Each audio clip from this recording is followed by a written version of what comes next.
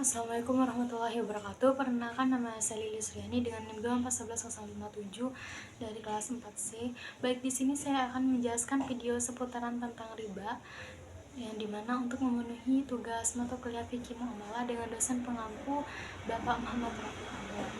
Baiklah, yang pertama yaitu tinjauan utama riba. Nah, riba ini adalah dimana terjadinya transaksi yang sistemnya itu berlipat gandakan atau yang dimana tambahan dari sistem pinjam minjam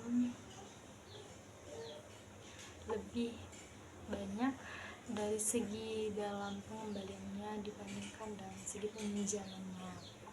Misalnya nih,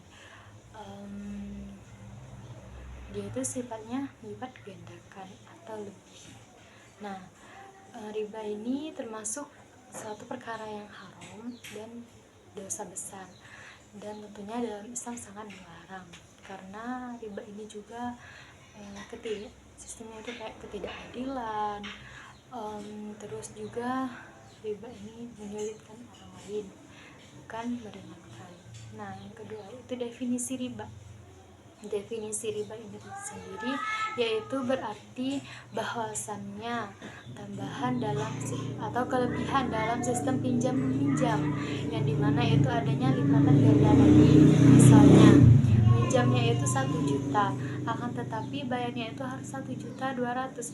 Nah, 200.000-nya ini udah termasuk sistem riba, karena yang seharusnya pinjam 1 juta harus mengembalikan 1 juta juga, tapi karena di sini ada riba, 200.000-nya yang menjadi riba.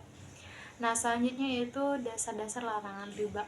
Yang pertama, dalam Al-Quran surah Al-Baqarah, Allah menjelaskan di situ ayat 275 sampai dengan 279, larangan dengan tegas bahwasanya melarang umat Islam itu melakukan riba. Yang kedua itu hadis Nabi Muhammad SAW juga mengatakan bahwa riba ini adalah salah satu pelaku yang harus dijauhkan atau dihindarkan, karena orang yang meminjamkannya juga termasuk berdosa. Nah, yang ketiga itu ijma ulama atau kesepakatan para ulama. Para ulama juga mengatakan bahwasannya riba ini hukumnya haram, dan barang siapa yang melakukannya itu termasuk dosa besar juga. Nah, selanjutnya yaitu macam-macam riba. Riba yang pertama yaitu riba qard atau tambahan diisyaratkannya dalam sistem pinjaman, yang dimana yaitu riba ini dalam sistem peminjamannya, misalnya pinjaman 1 juta, nah harus pengembaliannya 1.300.000. Nah, 300.000-nya ini termasuk riba, karena yaitu adanya lebih banyak dari peminjaman awal, tapi pengembaliannya itu harus lebih besar. Nah, yang selanjutnya yaitu riba jahiliyah. Nah, riba jahiliyah ini adalah penundaan dalam pembayaran hutang, dalam pembayarannya. Nah, yang siapa telat atau lama dalam pembayaran di riba ini, dia itu kan hutang ya. Nah, makanya akan semakin besar juga yang harus dibayar. Nah, yang selanjutnya yaitu riba atau riba yang dimana dia itu satu jenis barang, akan tetapi dengan jumlah yang berbeda. Misalnya 1 kilo beras, nah waktu pengembaliannya itu harus dengan 1,5 kilo beras, jadi setengah kilonya ini udah termasuk riba. Yang keempat yaitu riba nasi'ah. Nah, riba nasi'ah ini itu dengan dimana adanya penundaan dalam pembayaran suatu barang dalam transaksinya itu. Misalnya emas, nah emasnya ini saling dipinjam. Nah, emas saat telat melakukan pengembaliannya itu juga semakin besar, makanya sistemnya itu juga termasuk riba. Nah, yang selanjutnya yaitu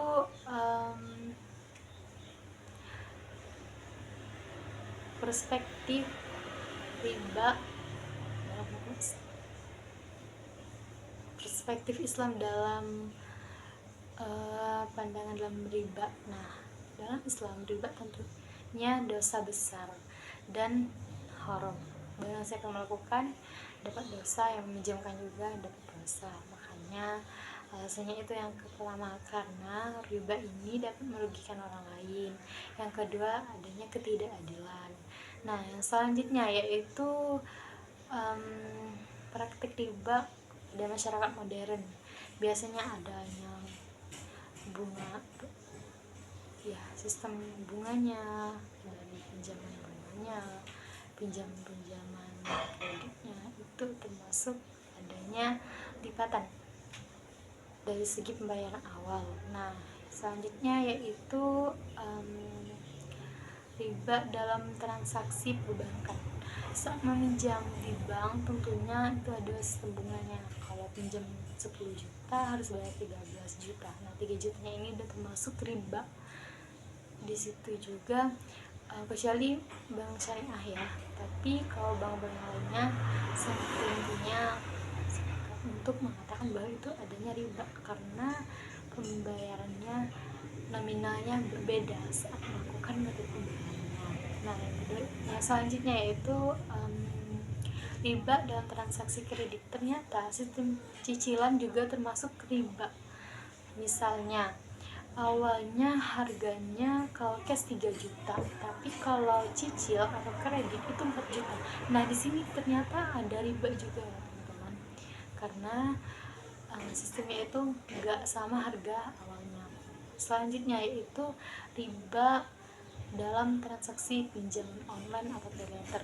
Nah, sekarang paylater kan udah bisa nih melakukan metode peminjaman uang, akan tetapi seperti sebelumnya bahwa itu ada lipat ganda atau lebih gitu, tidak sama dengan pinjaman. Kalau pinjamnya 500 yang dibayar 700.000, itu pun dengan catatan tidak telat dalam membayar. Kalau telat membayar juga harus membayar lebih banyak lagi.